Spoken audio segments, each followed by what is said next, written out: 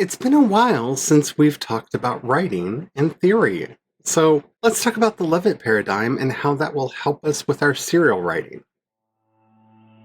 I have something to say.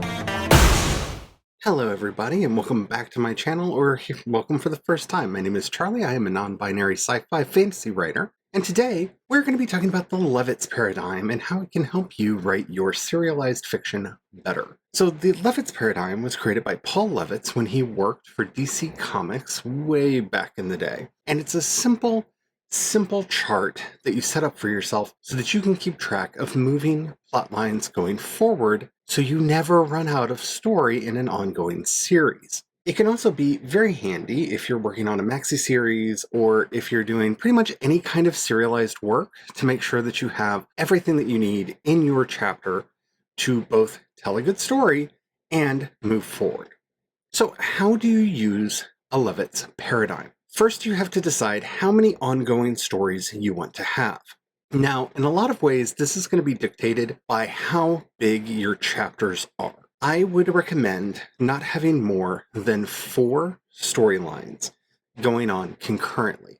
And these would be your A, B, C, and D storylines.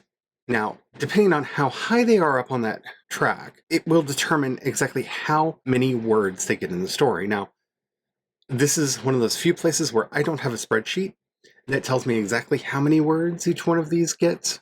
I know, strange for me. Not that I haven't thought about doing it, but I haven't. So your A story is pretty much what that chapter is about. Now the A story and the A storyline are 2 separate things. Your B story and your B storyline, 2 separate things. Same with the C, same with the D.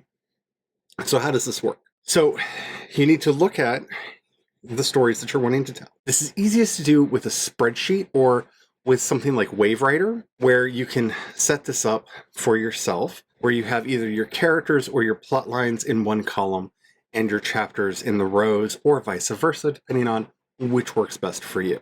You then have the events that have to happen for each story to happen.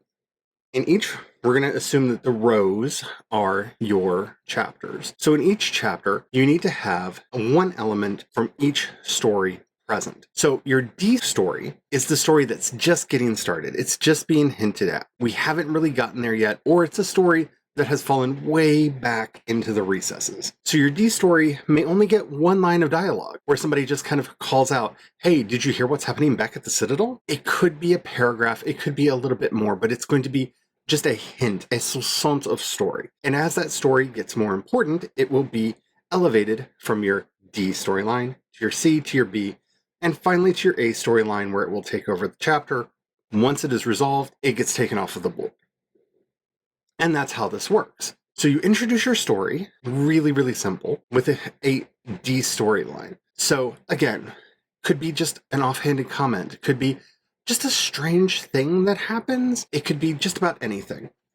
Once it gets promoted to a C story, it may get a full scene, it might get a full paragraph. Definitely the characters are going to be either talking or thinking about the issue a little bit more. You're going to see the ramifications of those inciting incidents happening. But again, not a major part of your story. Your A and your B plot are what you would think of conventionally as your main plot and your subplot for the chapter.